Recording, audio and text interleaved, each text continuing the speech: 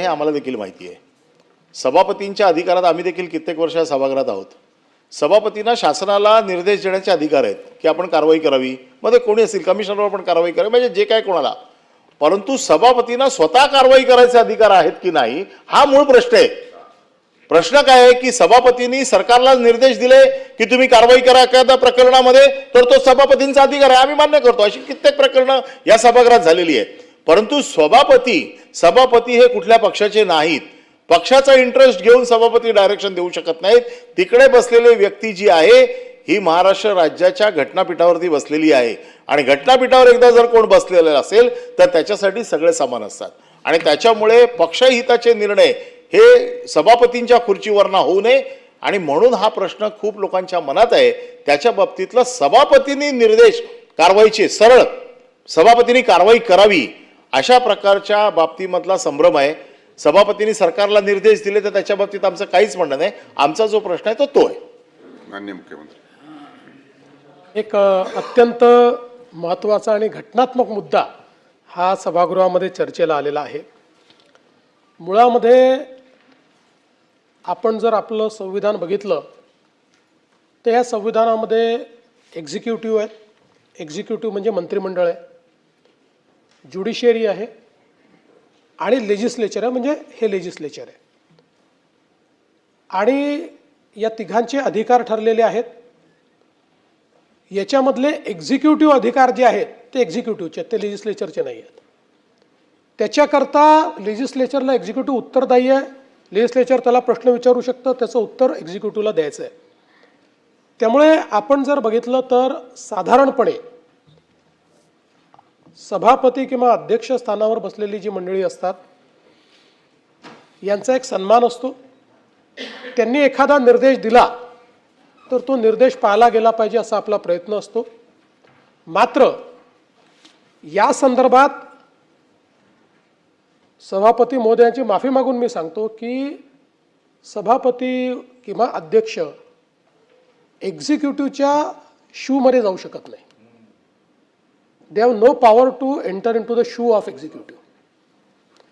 आता दोन त्याच्यामध्ये डिस्टिंक्शन सांगतो जे खालच्या सभागृहात झालं.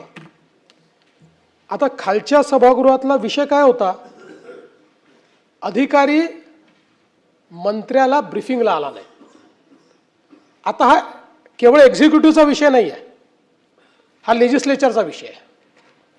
कारण ही घटना कुठे घडली आहे, लेजिस्लेचरला बाहेर घडलेली नाही आहे, ही लेजिस्लेचरमध्ये घडलेली आहे. त्यामुळे ती प्रॉपर्टी लेजिस्लेचरची आहे. त्यामुळे अशा परिस्थितीमध्ये एखादा दिलेला निदेश, हा निदेश मला असं वाटतं की तो त्यांच्या अधिकारातला आहे किंवा या सभागृहाच्या अधिकारातला आहे. पण बाहेर जेव्हा घटना घडते त्यावेळी त्या घटनेच्या संदर्भात अधिकार हे एक्झिक्युटिव्हचे आहेत, ते लेजिस्लेचरचे किंवा लेजिस्लेचरचे असले तरी लेजिस्लेचरला एक्झिक्युटिव्ह उत्तर नाही आहे. म्हणून जेव्हा एखादा मंत्री या सभागृहात म्हणतो की मी सस्पेंड करीन, मी कारवाई करीन किंवा मी केलाय, त्यावेळेस तो एक्झिक्युटिव्ह आहे. हा एक्झिक्युटिव्ह अधिकार असल्यामुळे त्याला तो अधिकार आहे.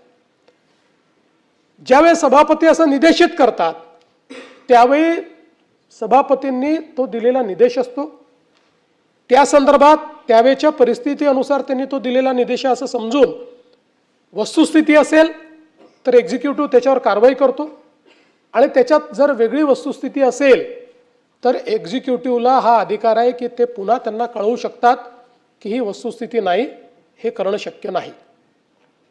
हा एक्झिक्युटिव्हचा अधिकार आहे. आणि या सभागृहामध्ये दिलेली आश्वासनं पाळली पाहिजेत, हे महत्त्वाचं आहे. पण दिलेलं आश्वासन म्हणजे ज्याला इंग्रजीत गॉस्पेल ट्रूथ म्हणतात असं नाही आहे. आश्वासन समिती आपण त्याकरताच केली आहे. एखादं आश्वासन त्या परिस्थितीत दिल्यानंतर ते पाळता येत नसेल तर या सभागृहाला सांगावं लागतं की दिलेलं आश्वासन हे आम्ही पाळू शकत नाही. आणि म्हणून मला असं वाटतं की या संदर्भात जे एक्झिक्युटिव्हचे अधिकार आहे ते एक्झिक्युटिव्हचे अधिकार आहेत. हां, त्या स्थानावर बसलं असताना सभापती, अध्यक्ष किंवा अगदी तालिका सभापती देखील परिस्थिती अनुरूप एखादा निर्देश देऊ शकतात. पण तो निर्देश दिला म्हणजे आता त्याच्यातनं सुटका नाही, ते ब्रह्मवाक्य होऊ शकत नाही. त्या संदर्भात जी वस्तुस्थिती असेल त्या वस्तुस्थिती अनुरूपच त्याच्यावर कारवाई होते असा माझा समज आहे.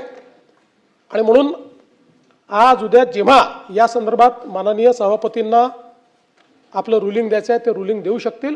पण कॉन्स्टिट्यूशनल प्रोव्हिजन मात्र ही आहे, हे मी या सभागृहाच्या निदर्शनास आणून देतो.